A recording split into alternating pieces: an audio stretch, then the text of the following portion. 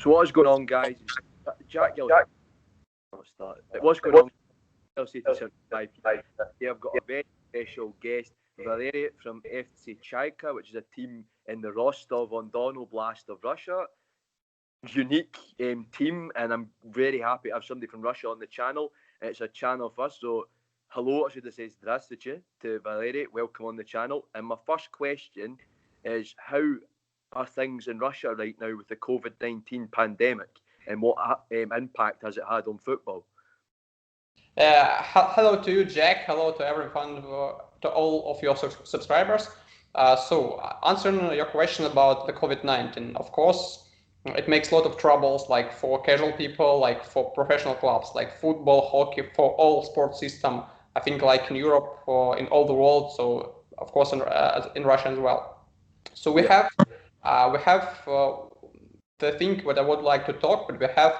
For example, if in England and in European Championship you have no spectators at all, in Russian Premier League and in the league where FC Chayka is playing, it's called FNL. We have a limit of spectators. It depends of the capacity of the stadium. For example, the average limit it's about 25 or 30% of the total capacity of the stadium. So in our region, in our city where we are playing, our grant is consists something like 2,000 people, and so the average number of spectators because of the virus, something like 25%. It's approximately 500 people. Right. So it's the main trouble that we can play in front of the fans, so they can see our game. It's the biggest trouble. But if we get out of the stadium, so we should pass one day, all players and all staff, one times a week, they pass the coronavirus tests. And in case of some troubles, people are isolated to avoid the spreading of the virus. So I think it's the biggest trouble, not just for sport, not just for football, but for the world. And we all trying to find out new ways how to fix it and to live in the situation that we have now.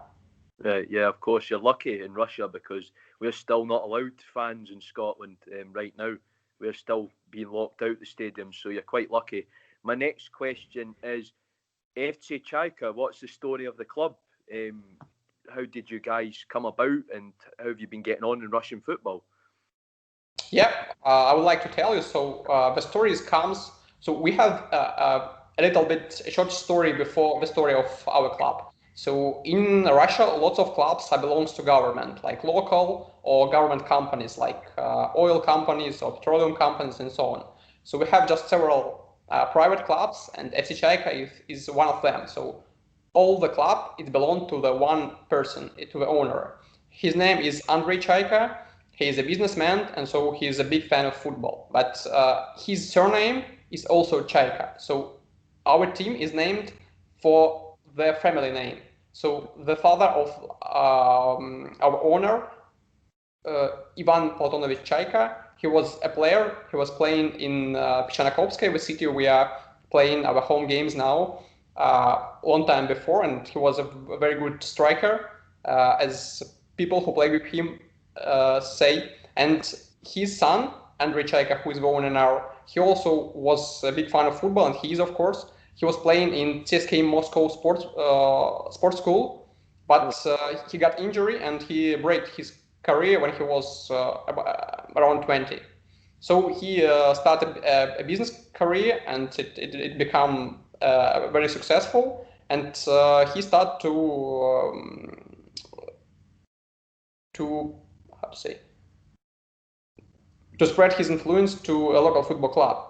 Yeah. Because he was born in Peshchanakopskoye and he was living there when in his childhood. So he decided to he has a dream, and he had a dream to make FC Chayka grow up, because since 1997, it's the year when the club was founded. It was playing in local competitions, some kind of amateur competitions, but in 2015. FC Chayka won the amateur competitions, like the lowest level of Russian football, and start playing in professional competition since 2016. And for 3 years, we win the PFL. It's like the third level of Russian football. And since 2019, we are playing in the second league. It calls FNL. So I think that the main thing that you should know about our club, it's the first one, it's a private club, and the second one, it's named in honor to the owner's father. Oh, that's really interesting. So, was there a team in your town during the Soviet era, or was there no football during the Soviet era? Your question is there was any football in Peshchanakopsk before Chayka? Yeah, when during the SSSR, the Soviet Union. Yeah. In that time, football was very popular, and almost even smallest city has its own club, like small village or small city. And it was football club was in Peshchanakopsk before, but it has another name, so it calls Rostvet. And since 1997, the team is called Chayka, and it's still playing under this name because, as I said before, it's the family name of the owner, like the family name. Okay, I understand. My next question is, obviously you're in the FNL, which is the Russian second league.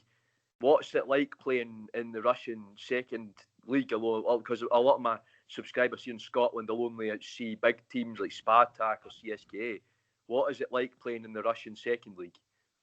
You know, but the main thing about FNL, the second league, it's, as you know, Russia is a very big country, and so we have the most western club. It's based in Kaliningrad, and the most eastern, it's based in Khabar. So there, for example, if you want to have a direct flight from the eastern, from the city, from the most eastern city to the most western one, it takes you something like 10 hours by flight. So Wow. as you can realize, yeah, it's a very big distances. And this season is mostly special because if the previous one played something about 20 clubs, in this season we played 22 clubs. And as it was COVID, we start early, so we playing almost like a game, then 3 days break, then game. So 3 games a game, 3 games a week, plus 1 week break. So it's very hard to play in such short period. But we don't have any options. We play and we try to do our best to get a result. Absolutely. So my next question is, going to some of the away games must be quite a brutal journey. You know, there must be some far away games to play.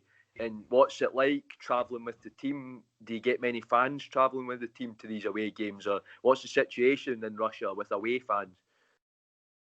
Unfortunately, as I said before, we have a big distance between the cities, and so it's quite a big trouble to travel from one city to another and to another. So we just have fans in the big cities like Moscow. Some local fans come to support that, but in general, it's the first reason. It's of course it's too expensive to get to every game, and the second one, it's big distances, and you have to spend a lot of time to get from your hometown to the town where the team is playing and come back. So for now, we don't have lots of fans on the stands because the first reason is big distances. The second one is we quite young club. We don't have a big fan base.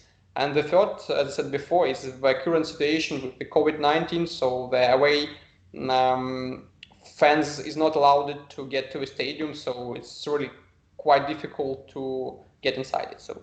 Of course. But the main thing, of course, is the big distances. For example, I guess that main trips in Scotland, in the lowest divisions, you can just take a bus and in 3 or 2 hours you'll be in the next city. But we just spend this time just to get, because Peshchanakopsk, it's located in Rostov region, and the way by bus from Peshchanakopsk to Rostov, to the capital of the region, it takes something like 2 or 3 hours. So we just and then you have to fly to Moscow, then change your flight and fly to some kind of other region. So it takes lots of time, and if you're a casual fan, you have to spend lots of money for these expenses like flights, trains, hotels, and so on. So it's quite difficult to support a team in Russia in FNL. Yeah, of course. So to put it into perspective for the people watching, our furthest away game would be Ross County up in Dingwall. Now that's nothing in Russia. Now that's about 4 hour drive. That's nothing in Russia, because I know a lot about Russian football. A 4 hour drive is nothing in Russia. That's considered short.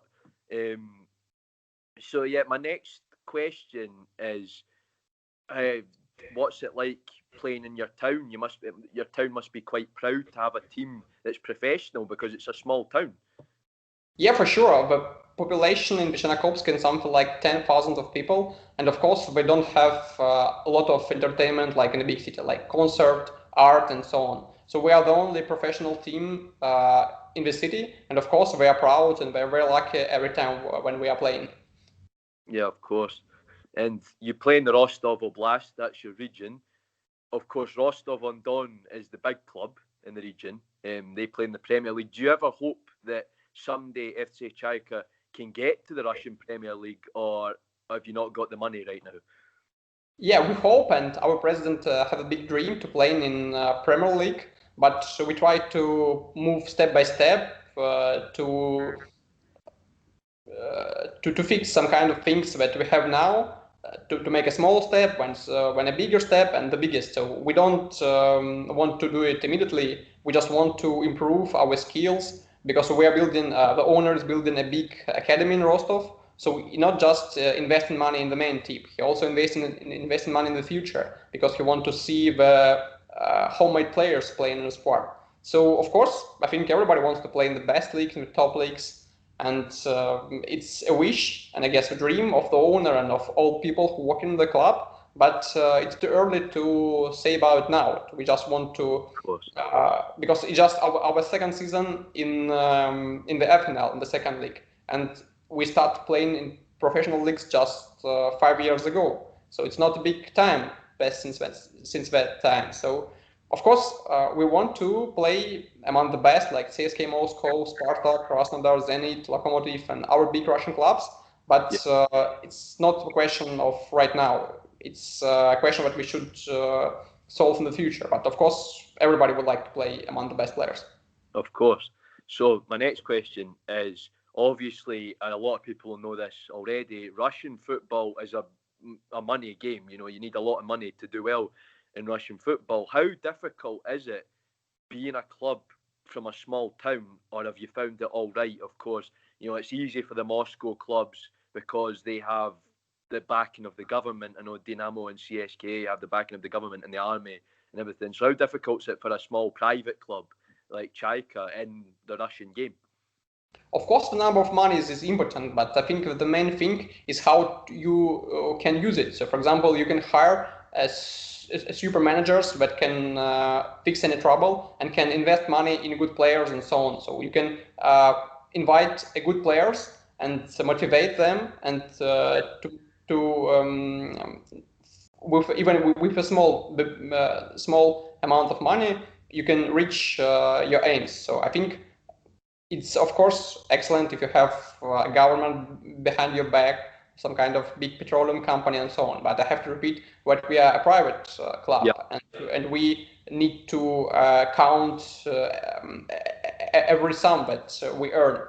So I think that the management is the more important thing than the number of money, because as you know, on the pitch playing not money and football players, the same thing in the management. So of course, if you fire a good workers and they make a good team, like office team, like team that plays football, coaches, players, and so on. So I think that even with a small budget, you can plan a big aims and reach it.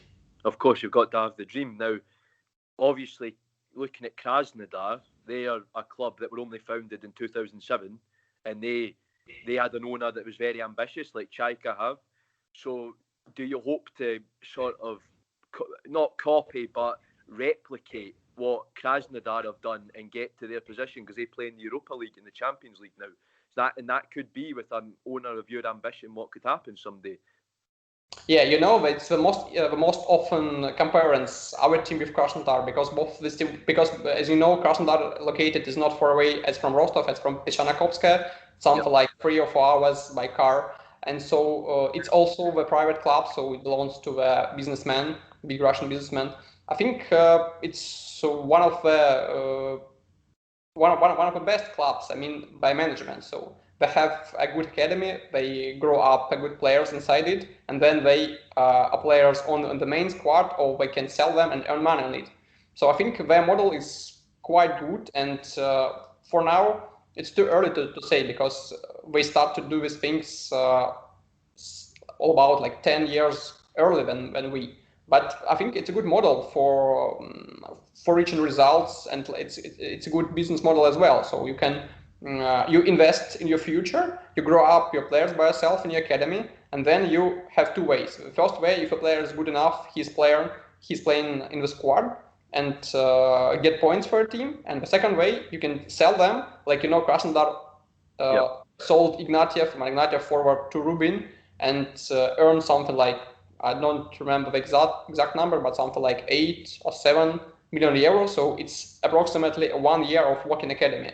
So yeah, I think it's a good example, and it's a good example for in general. Like all clubs, I think, can look at Krasnodar and see, for example, if I'm not mistaken, for 10 or 12 years. Yeah. From the year they was founded, in 10 years we started playing in Champions League. I think it's a great result, and I hope then in 2016 we also will play in the Champions League. Of course. So going back to the football side of things with you, do your players come from the local area? Are they from all around Russia? And do you have any foreign players right now? Yeah, of course. We have all of these type of players. We have a hashtag in our social nets, but behind us is the whole region, something like this. And of course, every player who was born and played in small local academies, it's very proud of us when he becomes a part of our club. We have something like 5 players or even more who was born in Rostov or Rostov region, who is playing in our squad now, and it's also a reason for being proud of it. But the local players, like absolutely local, that they live in Rostov now and play for our for the team from their region. Yeah. At the same time, as you know, that it's quite difficult to have 22 players in the squad with just local. It's quite difficult because so we have people from all Russia, like Far East, Central, and so on, Moscow, lots of cities. And for now, we have one foreign player. He was playing in. He was born in Kazakhstan, in Almaty. He was playing for FC Chayka. I think you should know it because it's often played in Europa League or qualifications of Champions League. And then he spent the first half of last year in Daugavpils in Latvia. And since summer, he becomes a part of FC Chayka. Yeah, of course. I was just wondering because a lot of smaller clubs in Russia do sign players from the old Soviet republics, especially Central Asia. The sort of lower down the leagues you get, I've seen a lot of players from Uzbekistan, Tajikistan, Georgia, Ukraine, Moldova. So, yeah, all over the old Soviet Union. So my next question is, how does Chayka operate with the local community? Obviously, the people in the town will know you guys. Do you have a good link with the people of the town? I should say that we're playing in Pishanakovska, but the team living and the office of the team is in the capital of region, is in Rostov-on-Don. So every time we move into Pishanakovska for playing and for organizing the process before the game. But we're trying to work in as with people who are living in Pishanakovska, as with people who are living in Rostov. So it's a very big work. I mean, a big work of office staff who is responsible for it. But we're trying to pay attention as for local people, I mean general local who is living in Pishanakovska, so to find out a new fans in Rostov. Of course. So it's sort of, you're a club of the region, if you want to look at it like that. You're sort of Rostov, your town. That's something good because you can attract more people.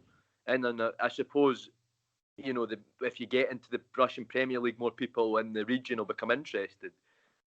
So right now, how many fans, before COVID-19, how many fans on average were you getting? Was it only a couple of hundred, or was it?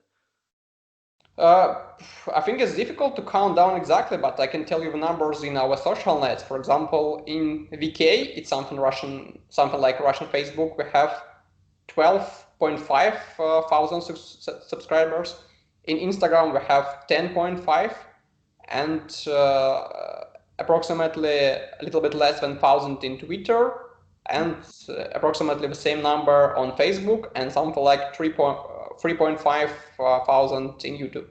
So I think if we calculate all these in sum and separate from the number of the social nets, I think we'll have the approximate number of the fans. But before the COVID-19, mostly on the most games in the league in Chernakhovskaya, it was sold out. So it was a very big event for the small city, and everybody wanted to be part of it. And so everybody wanted to take family to the stadium and to support team. Of course, it's a very big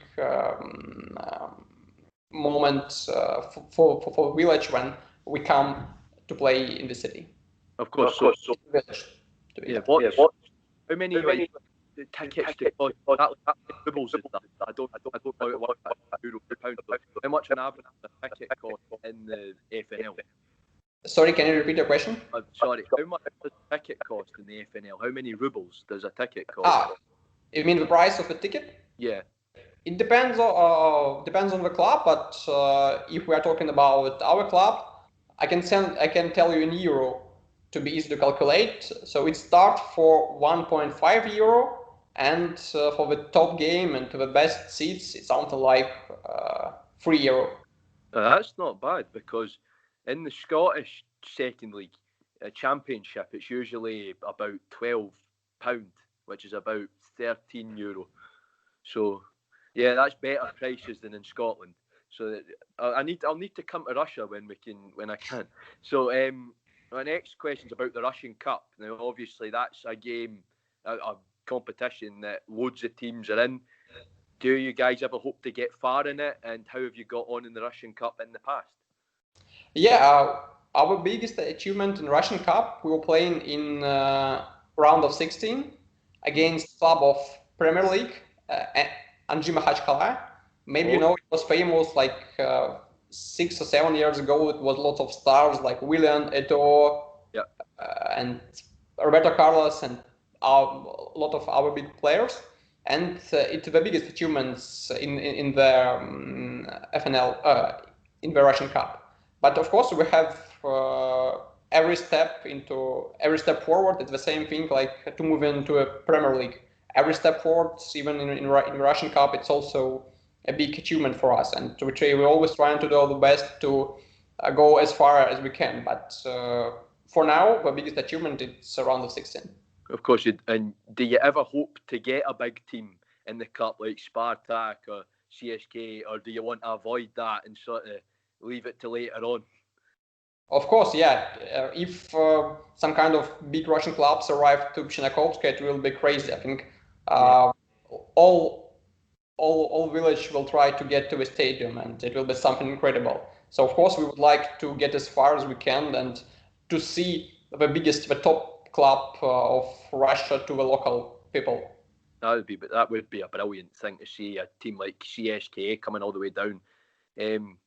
So my next question for you is about Russian football in general, Russian second division.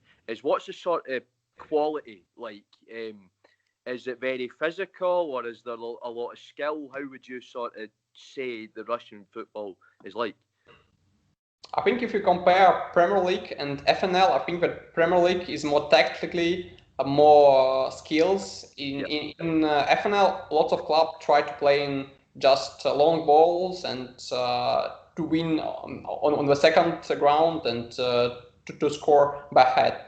Lots of team play in this way, but we're trying to play some kind of game that like the fans. Because, as I said, our president is fond of football and he wants to see not just the result and the beautiful game as well. So I think that 70% or even more just trying to play from defense just to get the result, and maybe just 20 or 30% of clubs in the league trying to play attacking, impressive and interesting football.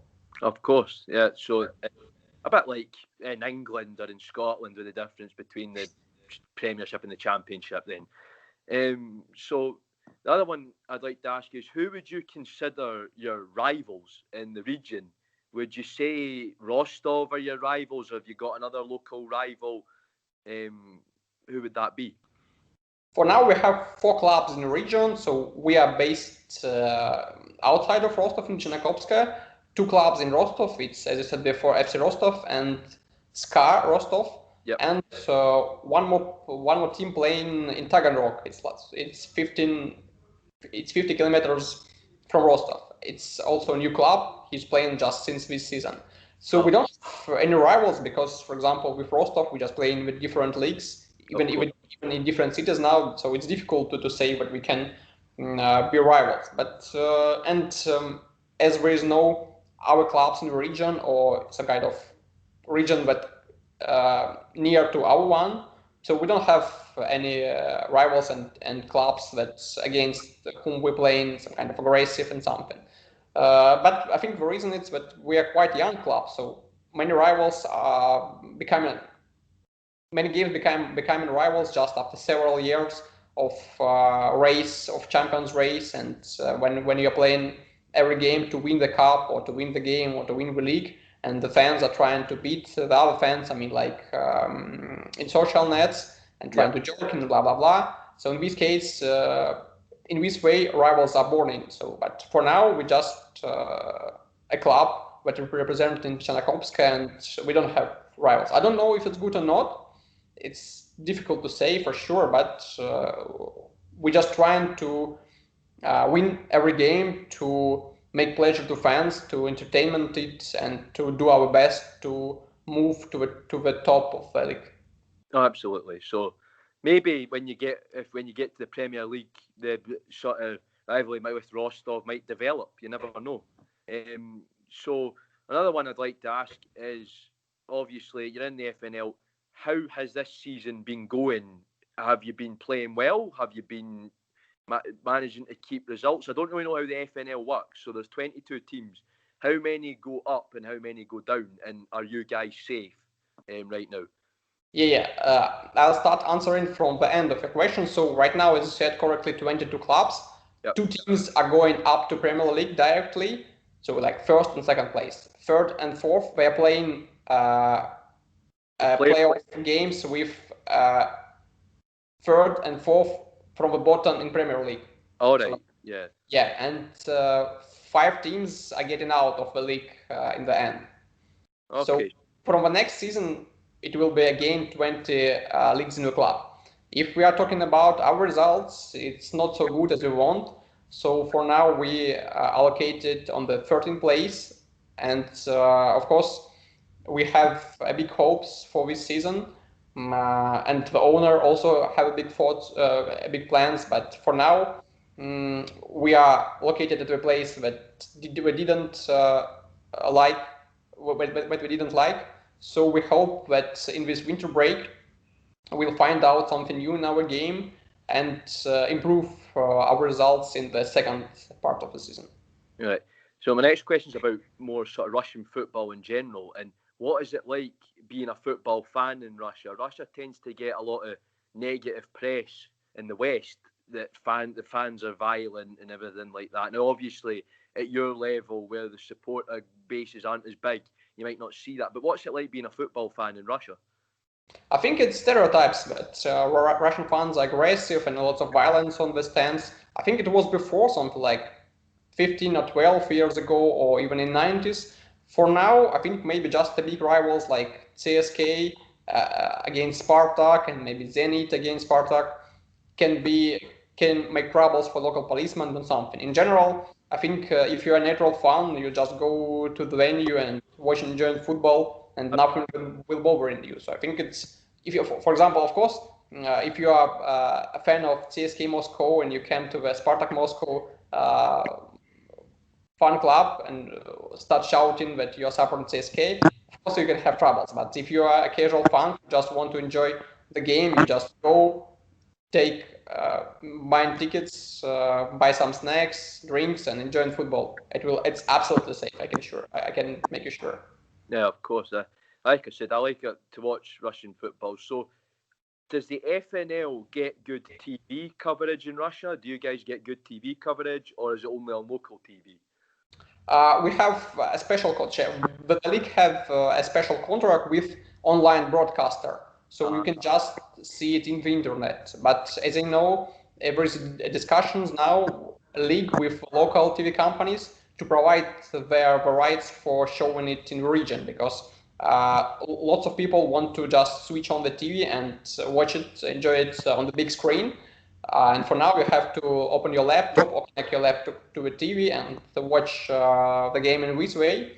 So for now, you can just watch it online, but for free, just with breaks, entertainment, with advertising breaks.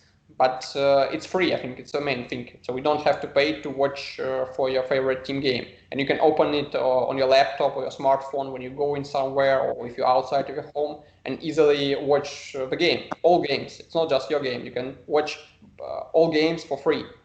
But the trouble is that mostly they're played at the same time, like all 11 games played, for example, at 6 p.m. or 7 and so on. So sometimes you can see 2 games in one tour, but in general, it's all played in the same time. Of course. So I'll move on to my last question now, which is, where do you see the club in 5 years? This is something I always ask any club interview. Where do you see the club in 5 years? I think actually I feel myself like on the interview, you know, like the most famous question on the interview, it's where do you see yourself in 5 years? Yeah. But if you're asking me about the question, so I think it's difficult for me to discuss it, because there is an owner and he plans, he makes the direction of how the club is going. But I'm sure that in 5 years he definitely want to see the club in the Premier League, even earlier. But I think it's the main reason for all people who invest money to the club. They want to see their club among the best teams. Of course. So, guys, that was really fascinating, because we don't see this side to Russian football very often. We only ever see the big Moscow clubs or Zenit St. Petersburg.